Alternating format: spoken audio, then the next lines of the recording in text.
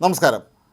Hormuz കടലിടുക്ക് തുറക്കാനുള്ള അമേരിക്കയുടെ അന്ത്യശാസനത്തിൻ്റെ സമയം അവസാനിക്കുമ്പോൾ ഇന്ന് രാത്രി അമേരിക്കൻ സമയം 8 മണിയോടുകൂടി ഇറാനിൽ ആക്രമണം നടത്തും എന്നാണ് അമേരിക്കൻ പ്രസിഡന്റ് ഡൊണാൾഡ് ട്രംപ് പ്രഖ്യാപിച്ചിട്ടുള്ളത്.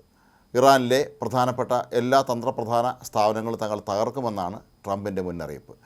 പാലങ്ങളും വൈദ്യുതി നിലയങ്ങളും ആണവ കേന്ദ്രങ്ങളെയും എല്ലാം തന്നെ തകർത്ത് തരിപ്പണമാക്കുമെന്നും ഇവയെല്ലാം തന്നെ പുനർനിർമ്മിക്കണമെങ്കിൽ ഇനിയൊരു 100 വർഷമെങ്കിലും എടുക്കും എന്നുമൊക്കെയാണ് ഡൊണാൾഡ് ട്രംപ് പ്രഖ്യാപിച്ചിട്ടുള്ളത്. അതേസമയം ഇറാനാകട്ടെ തങ്ങൾ ഇതിനെ നേരിടാൻ തയ്യാറാണ് എന്നുള്ള ഒരു അസാമാന്യ പ്രഖ്യാപനവുമായിട്ടാണ് ഇപ്പോൾ രംഗത്തെത്തിയിരിക്കുന്നത്.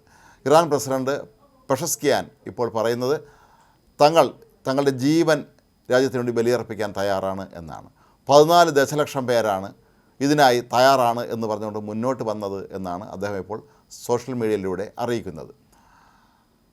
മാത്രമല്ല, ഇറാനിലെ കായിക മന്ത്രാലയം രാജ്യത്തെ ചെറുപ്പക്കാരോട് ആവശ്യപ്പെട്ടിട്ടുള്ളത്, അതല്ലെങ്കിൽ പ്രൊഫഷണൽസിനോട് ആവശ്യപ്പെട്ടിട്ടുള്ളതൊക്കെ തന്നെ എല്ലാവരും അവിടുത്തെ സമയം 2 മണിയോടുകൂടി ഉച്ചയ്ക്ക് 2 മണിയോടുകൂടി എല്ലാ വൈദ്യുതി നിലയങ്ങൾക്ക് ചുറ്റും മനുഷ്യച്ചങ്ങല തീർക്കാനാണ്.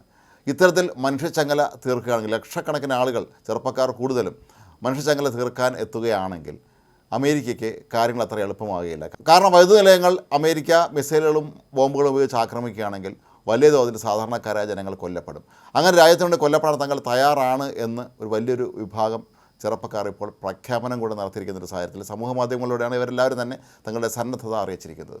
വൈദ്യുതി നിലയങ്ങൾ ആക്രമിക്കുമ്പോൾ അതിനു ചുറ്റും മനുഷ്യച്ചങ്ങല തീർത്തുകൊണ്ട് ചെറുപ്പക്കാരുണ്ടെങ്കിൽ അവരെയും വധിക്കേണ്ടി വരും, അല്ലെങ്കിൽ അവർ കൊല്ലപ്പെടാം ഈ ആക്രമണത്തിൽ. അങ്ങനെ സംഭവിക്കുകയാണെങ്കിൽ അത് ലോകത്തിന് മുന്നിൽ അമേരിക്കയ്ക്ക് വലിയ തോതിലുള്ള തിരിച്ചടിയും നാണക്കേടുമായി മാറും എന്നുള്ള കാര്യം ഉറപ്പാണ്. അപ്പോൾ ഈ ഒരു സന്ദർഭത്തിലാണ് അമേരിക്കയെ ഇത്തരത്തിൽ നേരിടാനുള്ള ഒരു പുതിയ തന്ത്രവുമായി ഇറാൻ സർക്കാർ രംഗത്തെത്തിയിരിക്കുന്നത്. ഇറാനിലെ കായിക മന്ത്രാലയം തന്നെയാണ് നേരിട്ട് യുവാക്കളോട് ഇത്തരത്തിലുള്ള ഒരു അഭ്യർത്ഥന നടത്തിയിരിക്കുന്നത്. അധ്യാപകർ, മറ്റ് പ്രൊഫഷണലുകൾ ഉൾപ്പെടെ എല്ലാവർക്കും ഈ മനുഷ്യച്ചങ്ങലയിൽ പങ്കെടുക്കാം എന്നാണ് ഇറാൻ അറിയിക്കുന്നത്. ഏതായാലും ഡൊണാൾഡ് ട്രംപിനെ സംബന്ധിച്ചിടത്തോളം ഇതിപ്പോൾ തലപൂരാൻ പറ്റാത്ത ഒരവസ്ഥയിലേക്കാണ് കാര്യങ്ങൾ കൊണ്ടുവന്നെത്തിയിരിക്കുന്നത്. ഇന്ന് രാത്രി 8 മണിക്ക് യുദ്ധം നടത്തുമെന്നൊക്കെ അദ്ദേഹം പ്രഖ്യാപിക്കുമ്പോൾ അത് പലരെയും അത്ഭുതപ്പെടുത്തിയിട്ടുണ്ട്. കാരണം ഒരിക്കലും യുദ്ധം നടത്തുന്ന സമയം ഒരു രാജ്യവും മുൻകൂട്ടി അറിയിക്കാറില്ല. ഇന്ന് അമേരിക്കൻ സമയം രാത്രി 8 മണിക്ക് തങ്ങൾ ഇറാൻ ആക്രമിക്കും എന്ന് പറയുമ്പോൾ അത് ഇന്ത്യൻ സമയം വെച്ച് നോക്കുമ്പോൾ നാളെ ഏതാണ്ട് പുലർച്ചയോടുകൂടിയായിരിക്കും സംഭവിക്കുക. അപ്പോൾ അങ്ങനെ ഒരു ഭീഷണി മുഴക്കി അമേരിക്ക മുന്നിലെത്തുമ്പോൾ ഇറാനെ സഹായിക്കാൻ ചൈനയും അതുപോലെ റഷ്യയുമൊക്കെ എത്തിക്കഴിഞ്ഞാൽ അത് കൂടുതൽ പ്രതിസന്ധി സൃഷ്ടിക്കും എന്നുള്ള കാര്യവും തീർച്ചയാണ്.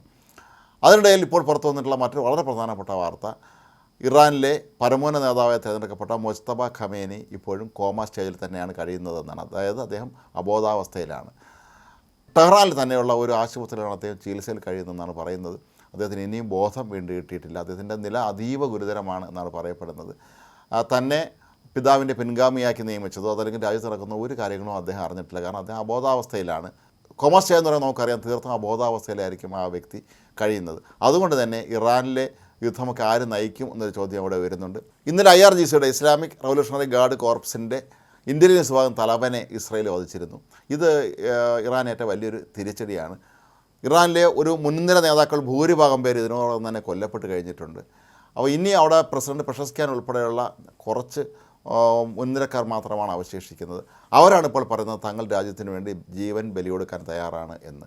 ഇത് അമേരിക്കയും ഇസ്രായേലിനെയൊക്കെ തന്നെ വലിയ പ്രതിസന്ധിയിലാക്കുകയും പടിഞ്ഞാറൻ രാജ്യങ്ങൾക്കിടയിൽ വലിയ തോതിലുള്ള ഒരു വിള്ളൽ സൃഷ്ടിക്കാൻ കാരണമായി തീരുമെന്നുള്ളതും ഉറപ്പാണ്. കാരണം മനുഷ്യാവകാശങ്ങൾ സംരക്ഷിക്കുക എന്നുള്ളത് മറ്റേത് രാജ്യങ്ങളെക്കാളും പാശ്ചാത്യ രാജ്യങ്ങൾ മുൻഗണന കൊടുക്കുന്ന ഒരു പ്രധാനപ്പെട്ട കാര്യമാണ്.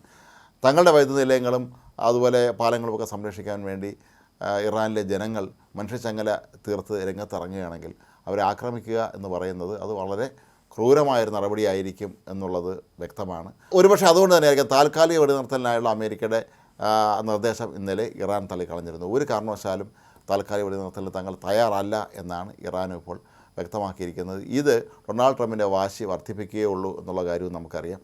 ട്രംപ് വളരെ രൂക്ഷമായ ഭാഷയിലാണ്, സഭ്യമല്ലാത്ത ഭാഷയിലാണ് ഇറാനെ വിമർശിച്ചത്. ഒരിക്കലും ഒരു രാജ്യത്തെ രാഷ്ട്രത്തലവൻ നടത്തേണ്ടുന്ന പദപ്രയോഗങ്ങളല്ല, വളരെ അശ്ലീലമായ വാക്കുകളാണ് അദ്ദേഹം ഇറാനെക്കുറിച്ച് ഉപയോഗിച്ചത്. അത്രത്തോളം അദ്ദേഹം കോപിഷ്ഠനാണ് എന്നുള്ളത് നമുക്ക് മനസ്സിലാക്കാൻ കഴിയുന്നില്ലെന്ന്. പക്ഷേ ഒരു പ്രശ്നമുണ്ടായാൽ അതിനെ സമാധാനപരമായി എങ്ങനെ തന്ത്രപൂർവ്വം പരിഹരിക്കാം എന്നുള്ളതിന് പകരം ഡൊണാൾഡ് ട്രംപ് പലപ്പോഴും എടുത്തുചാടി പല പ്രശ്നങ്ങളിലും ചെന്ന് ചാടുന്ന ആൾ കൂടിയാണ്. അപ്പോൾ അതുകൊണ്ട് തന്നെ ഈ ഒരു സന്ദർഭത്തിൽ എങ്ങനെയായിരിക്കാം ഈ ഒരു സാഹചര്യത്തെ ഇനി അങ്ങോട്ട് ഇറാൻ നേടാൻ പോകുന്നത് എന്നുള്ള ആകാംക്ഷയിലാണ് ലോകം. കാരണം ഇനി ഈ അമേരിക്ക ആക്രമിക്കുമെന്ന് പറഞ്ഞ സമയമെത്താൻ ഏതാനും മണിക്കൂറുകൾ മാത്രമാണ് അവശേഷിക്കുന്നത്. അതുകൊണ്ട് തന്നെ ഇറാനിലെ ജനങ്ങളും ഭീതിയിലാണ്. കാരണം സിവിലിയൻ കേന്ദ്രങ്ങൾ, അതായത് ജനവാസ മേഖലകളിലേക്ക് അമേരിക്ക ആക്രമണം നടത്തുമോ എന്നുള്ള സംശയവും സ്വാഭാവികമായി ഉയരുന്നുണ്ട്. ഏതായാലും ഈ വരുന്ന മണിക്കൂറുകൾ ലോകത്തെ സംബന്ധിച്ചിടത്തോളം ഏറ്റവും നിർണായകമാണ്, പ്രധാനമാണ്, ഒപ്പം അല്പം ഭീതി ഉയർത്തുന്നതും ആണ്.